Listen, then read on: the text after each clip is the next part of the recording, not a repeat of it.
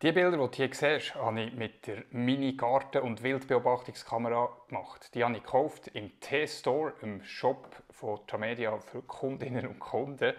Und gezahlt habe ich dafür 97 Franken. Die Kamera kommt in einem wasserdichten Gehäuse, das man auf der Seite auftun kann. Und wenn sie offen ist, dann sieht man hier die 4 Batterien, die es braucht. Und nachher hat es Hauptschalter. Da kommt man mal zu den Einstellungen. Die Bedienung ist sehr einfach. Es hat einen Button fürs Menü. In diesem Menü kann man auf- und runterfahren, eine Auswahl treffen und so die Einstellungen vornehmen.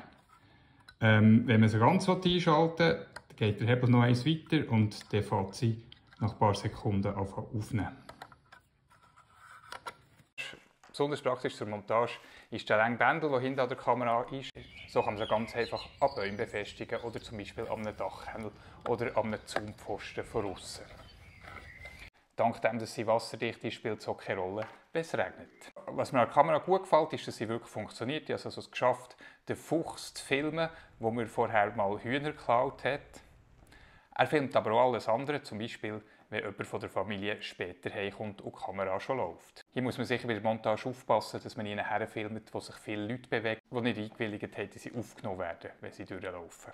Wie gesagt, die Kamera funktioniert, liefert Bilder und Videos. Man kann 1 bis 3 Fotos machen, wenn der Infrarotsensor etwas entdeckt und nachher einen Film von bis zu 30 Sekunden. Die Einstellung auf 3 Fotos ist nicht so eine gute Idee, weil es macht zuerst 3 Fotos und fängt näher an zu filmen. So kann es gut passieren, dass das Tier, das vor der Kamera ist, schon wieder weg ist, bis die Kamera mit Filmen startet. Fotos werden als JPEG gespeichert, Filme im AVI-Format. Und das ist auch gerade etwas, was ich finde, ist nicht so wahnsinnig gäbig.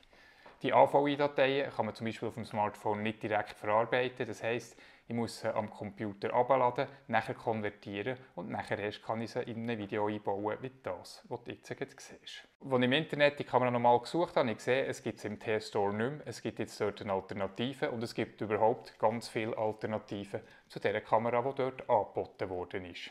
Die meisten sind ein bisschen günstiger als 107 Franken und lustigerweise findet man die teuren Modelle nur in den Kundenläden. Nicht nur von Tamedia, sondern auch von anderen Firmen, die solche Angebote machen. Ich habe Spass, wenn ich mit dieser Kamera den Fuchs bei mir im Garten verwünsche, aber so richtig empfehlen kann ich sie trotzdem nicht.